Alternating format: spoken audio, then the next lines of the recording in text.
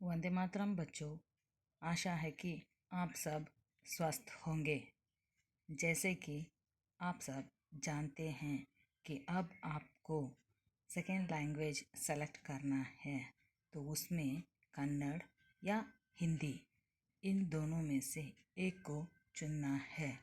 जैसे कि 4 दिन पहले ही आर पाटिल सर ने एक मैसेज डाला था, शायद आप सब ने देखा होगा। कौन सा लैंग्वेज चूज़ करना है ये आप पर निर्भर करता है। तो आप सब लोगों के लिए घर बैठकर ही पढ़ने के लिए ऑनलाइन क्लासेस शुरू हो चुके हैं। तो हम भी आज 9वीं कक्षा के स्पर्श भाग ब इसके पहले पाठ धूल के साथ अपना पहला क्लास शुरू करते हैं। और सबसे पहले मैं आप सबका स्वागत करती हूँ। तो चलिए आज हम पहला पाठ धूल पढ़ेंगे। धूल, इसके लेखक हैं रामविलास शर्मा। अब हम देखेंगे लेखक परिचय। रामविलास शर्मा जी का जन्म उत्तर प्रदेश के उन्नाव जिले में सन 1912 में हुआ। प्रारंभिक शिक्षा इन्होंने गांव में ही पाई तथा उच्च शिक्षा के लिए लखनऊ आ गए। वहां से अंग्रेजी में एमए करने के बाद विश्वविद्यालय में प्राध्यापक और पीएचडी की डिग्री हासिल की। लेखन के क्षेत्र में पहले पहले कविताएं लिखकर फिर एक उपन्यास और नाटक लिखने के बाद पूरी तरह से आलोचना कार्य में जुट गए। इनकी कृतियाँ भारतेंदु और उनका युग, महावीर प्रसाद द्विवेदी और हिंदी नवजागरण, प्रेमचंद और उनका युग, निराला की साहित्य साधना, भारत के प्राचीन भाषा परिवार और हिंदी भाषा और समाज, भारत में अंग्रेजी राज्य और मार्क्सवाद, इतिहास दर्शन, भारतीय संस्कृति और हिंदी प्रवेश, गांधी, अंबेडकर, लोहिया और भारतीय इतिहास की समस्याएं, बुद्ध वैराग्य और प्रारंभिक कविताएं, सदियों के सोए जाग उठे कविता, पाप के पुजारी नाटक, 4 दिन उपन्यास और अपनी धरती अपने लोग आत्मकथा लिखी हैं।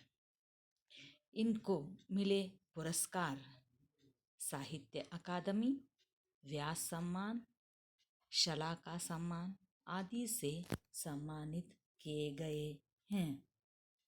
अब हम मुड़ते हैं पाठ की ओर।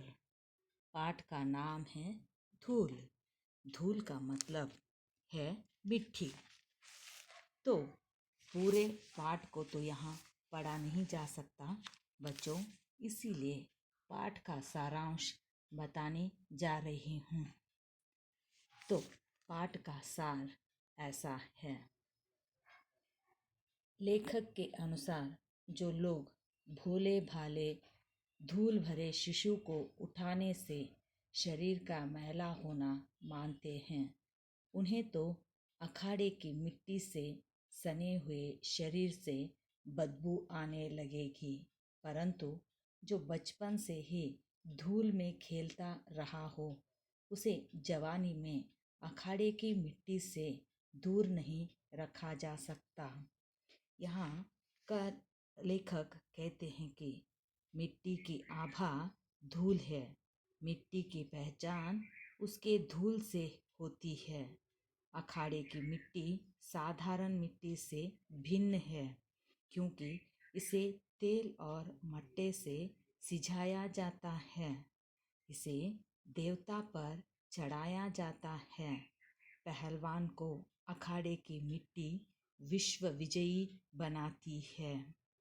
इसके साथ ही कवि लेखक यह भी कहना चाहते हैं कि हमारी सभ्यता धूल से बचना चाहती है, क्योंकि धूल के प्रति उनमें हीन भावना है। इसे खतरा मानकर ऊंचे ऊंचे इमारतों में रहना चाहते हैं ताकि धूल से बचे। कल्पना में विचरते हैं, वास्तविकता से दूर रहते हैं।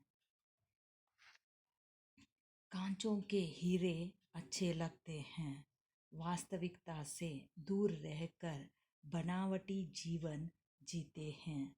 वह हीरों का प्रेमी है, धूल भरे हीरों का नहीं।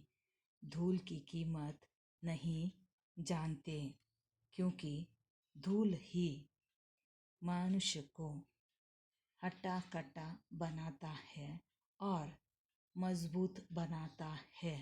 इसीलिए लेखक ने कहा है कि अखाड़े की मिट्टी पहलवान को विश्व विजयी बनाती है।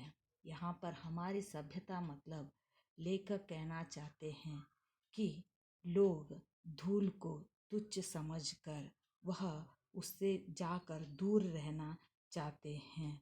इसीलिए वह शहरों में जाकर बड़े बड़े इमारत बनाकर वहाँ पर रहना चाहते हैं। इस धूल से बचना चाहते हैं। धूल से बचने का मतलब यहाँ पर कवि कहते हैं कि वह वास्तविकता से दूर है, क्योंकि हमारी जिंदगी मिट्टी से ही बनती है। इसीलिए लेखक कहते हैं कि जो बचपन में मिट्टी से खेला हो, उसका सुगंध पाया हो, वह जिंदगी में आगे बढ़कर कुछ भी कर सकता है। किसान हमेशा मिट्टी में ही काम करता रहता है। पहलवान मिट्टी की अखाड़े में ही अपने को सींचता है और विश्व विजयी बनाता है। और लेखक यहाँ पर यह भी कहते हैं कि आगे चलकर लेखक यह भी कहते हैं कि यहाँ पर